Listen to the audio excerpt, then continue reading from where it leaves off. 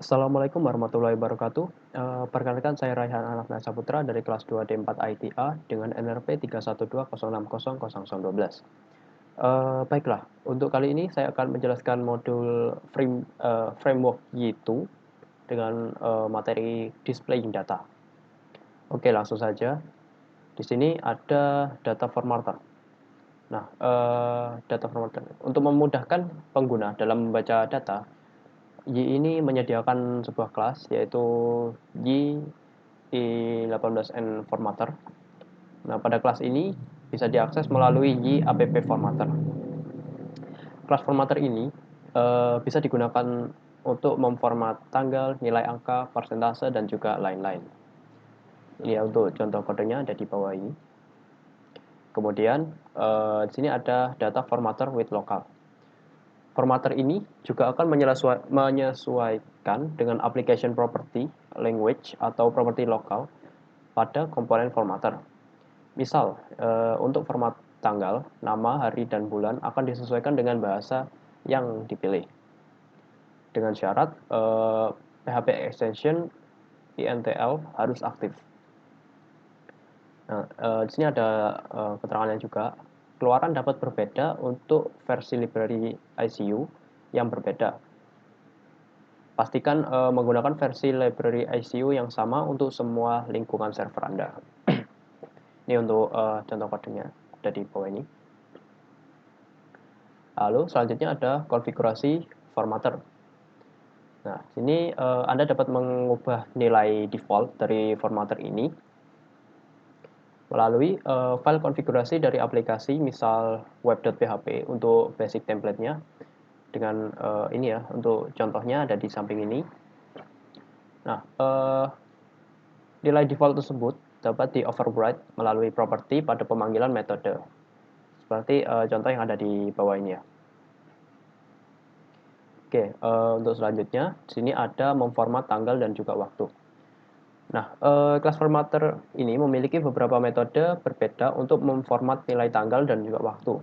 Di sini ada contohnya ada date. Nah, date ini untuk tampilan tanggalnya. Contohnya nanti akan tampilannya akan seperti ini, misal Januari 1 2016. Terus ada time. Time ini untuk menampilkan waktu atau jam atau pukul gitu. Contohnya seperti ini ya, 14.23. Lalu ada date time.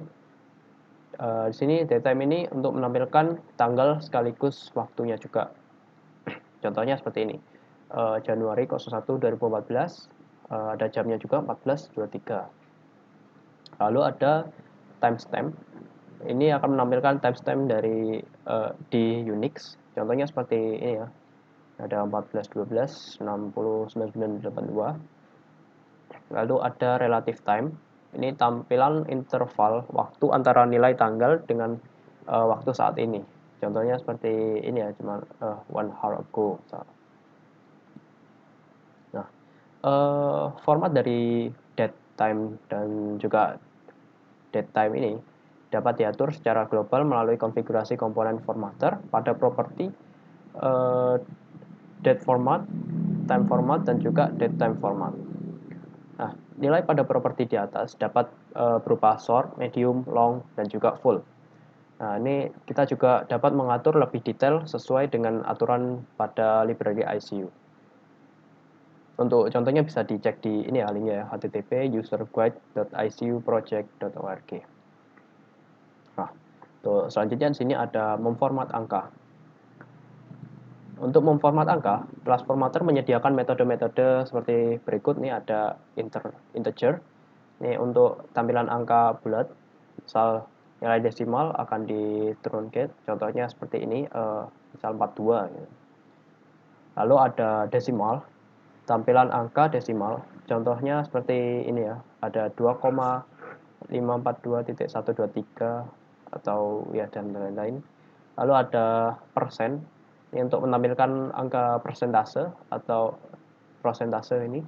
Contohnya seperti ini, 42% ya misal. Terus ada scientific, scientific ini untuk menampilkan angka scientific. Contohnya seperti ya ini ada 4.2E4. Lalu ada currency, ini untuk menampilkan mata uang ya. Misalkan ini dolar 420. Nah, terus ada catatannya juga ini untuk yang tipe currency. Agar fungsi ini bekerja dengan benar, nilai properti lokal harus mengandung nilai untuk negara. Misal ID seperti ini, atau ENGB, atau ENUS, dan juga lain-lain. Lalu untuk sini ada size juga untuk tampilan angka bytes dengan format yang mudah untuk dibaca. Contohnya 410 GB, terus 3 MB, dan juga lain-lain. Lalu ada short size, seperti format size, namun dalam bentuk pendek. Misal, jadi lebih disingkat ya, misal contohnya ini 410 KIB atau 3 MB, dan juga lain-lain. Untuk contoh penggunaannya, ini seperti yang ada di bawah ini, seperti ini. Oke, untuk selanjutnya di sini ada format lainnya.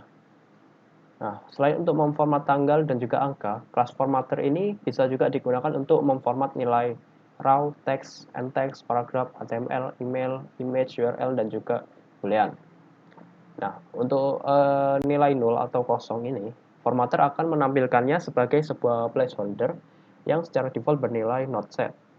Nah, kata not set ini akan ditampilkan sesuai dengan konfigurasi bahasa. Lalu kita juga dapat mengkonfigurasi properti null display untuk mengatur custom placeholder-nya. Nah, untuk selanjutnya di sini ada pagination. Nah, ketika terdapat banyak data yang ingin ditampilkan dalam beberapa halaman, kita membutuhkan yang namanya pagination. Ini bisa dengan menggunakan y-data pagination. Nah, properti total count ini harus diisi dengan jumlah data keseluruhan. Untuk mengatur jumlah data per halamannya dapat dilakukan melalui properti yang namanya backsize. Lalu juga misal kita menggunakan data provider dan salah satu dari data widgets, pagination secara otomatis akan aktif. Ya, untuk contoh penggunaannya. Baiklah. Untuk selanjutnya di sini ada pengurutan atau sorting. Nah, di Y ini menyediakan kelas Y data sort untuk menangani yang namanya sorting. Nah, ini contohnya kita buat objek dengan kelas sort, lalu kita tambahkan atribut yang akan digunakan untuk pengurutannya dalam array pada properti atribut. Terus gunakan objek tersebut pada pembuatan model data dengan masukkan pada order by. Lalu juga lewatkan objek tersebut ke view bersamaan dengan models. Kemudian kita tampilkan link untuk pengurutan pada view. Nah, jika kita menggunakan data provider dan salah satu dari data widget, sorting secara otomatis juga akan aktif. Seperti ini ya. Oke, selanjutnya di sini ada data provider. Nah, data provider ini adalah abstraksi untuk data lengkap dengan pengolahan, pagination, dan juga sorting. Data provider ini dapat digunakan untuk grids, list, dan data widget yang lainnya. Terus juga Y ini menyediakan 3 macam data provider, yaitu ada Y data active data provider, lalu ada Y data array data provider, dan juga ada Y data SQL data provider.